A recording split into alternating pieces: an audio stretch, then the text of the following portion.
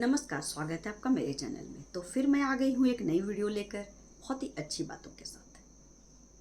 अभी खर मास चल रहा है, बहुतों को पता नहीं होगा कि यह खर मास क्या होता है। पूस का महीना अभी चल रहा है, तो पूस का महीना में खर मास माना जाता है इसको। अब ये खर मास क्या होता है और क्यों खर मास को खराब माना जाता है और इस खर मास में क्या क्या चीज़ें हमें नहीं करनी चाहिए, यही जानेंगे आज के इस वीडियो में। लेकिन उससे पहले अगर आप मेरे चैनल में नए हैं तो सब्सक्राइब कर लीजिएगा। जो पहले से सब्सक्राइब किए हुए हैं उनका बहुत बहुत धन्यवाद। तो चलिए जानते हैं कि खरमास क्या है। तो ये पूस का जो महीना है उसको खरमास माना जाता है और इसमें कुछ कार्य ऐसे हैं जो नहीं करना चाहिए। अब सबसे पहले हम ये जानेंगे कि खरमास होता क्या है। अगर हम धर्म के हिसाब से चलें और जैसा कि पुराणों में बताया गया है, सबसे हमारे जीवन के लिए सबसे ज़रूरी कौन है? सूर्यदेव।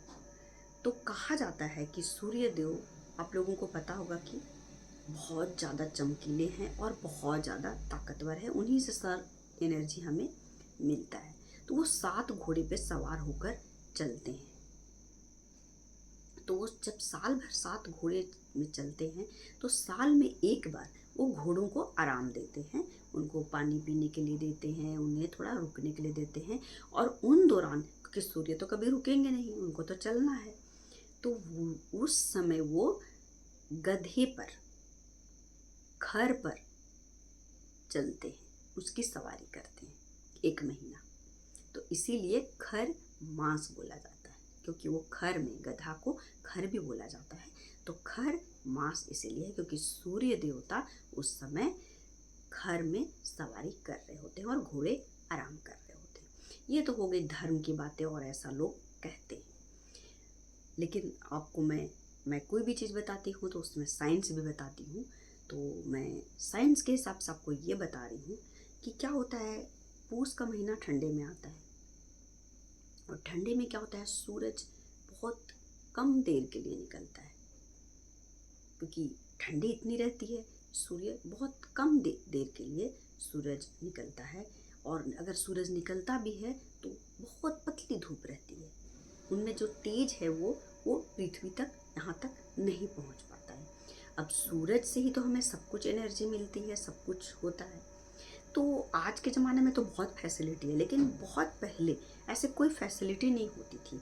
तो उस समय हमें एनर्जी नहीं मिलती थी। सूरज अगर पतला है, धूप नहीं निकल रहा है और दिन बहुत छोटे हो रहे हैं, तो हम कुछ कार्य उस समय नहीं कर पाते थे, क्योंकि हम एनर्जी भी ज़्यादा हम में नहीं होती थी और ठंडे से हम इतने परेशान होते थे कि हम वो चीज़ नहीं कर पाते थे। तो इसलिए भी, क्योंकि सब कुछ तो सूर्य से होता है, एनर्जी भी हमें मिलती है, तो जब वही कम है तो फिर हम एनर्जी नहीं महसूस कर पाते हैं। ये कारण है। और क्यों काम नहीं हम, और क्या, सबसे पहले हम जानेंगे कि क्या काम नहीं करना चाहिए। तो एक तो शादी विवाह कभी नहीं करना चाहिए इस समय में। शादी, गृह प्रवेश, शादी विवाह, इंगेजमेंट, सगाई, मुंडन, जनेऊ, कोई भी शुभ काम जो बोला जाता है उसकी शुरुआत नहीं करनी चाहिए। और शादी विवाह की भी बात की शुरुआत भी नहीं करनी चाहिए। ऐसा करने से दाम्पत्य जीवन बहुत ही झंझट में पड़ जाता है और नुकसान होता है। तो शादी, कोई भी शुभ काम और नई काम की शुरुआत, बिजनेस भी आप कोई नया करने जा रहे हैं तो इन दिनों नहीं कीजिए।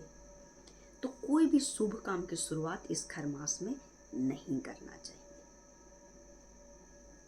अब क्यों नहीं करते हैं? क्योंकि मुझे ऐसा लगता है कि पहले कोई फैसिलिटी नहीं होती थी, तो छोटा दिन भी एक तो होता था और धूप भी नहीं निकलता था, लोग ठंड से ही परेशान रहते थे। और कोई भी अगर हम करते हैं शादी विवाह, कोई भी हम अगर उत्सव मनाते हैं, कोई भी हम फेस्टिवल घर में करते हैं, कुछ भी हम करते तो हम लोगों को बुलाते हैं। तो इतने हमारे पास इंतज़ाम शायद नहीं होते होंगे उस टाइम में कि हम सबको वो प्रोवाइड कर पाएँ। तो शायद इसलिए भी नहीं करते होंगे ये काम। और इसे करते करते लोग बुरा हो, मतलब ऐसा करने से बुरा हो जाएगा ये सोचकर नहीं करते हैं। तो खरमास में ये सब काम नहीं करना चाहिए। और अगर आपकी बात पहले से चल रही है तो आप बातचीत कर सकते हैं शादी विवाह का, लेकिन शादी तो बिल्कुल मत कीजिए, मुंडन मत कीजिए, जनेऊ मत कीजिए, और कोई भी शुभ काम नहीं कीजिए, कोई भी बिजनेस स्टार्ट मत कीजिए।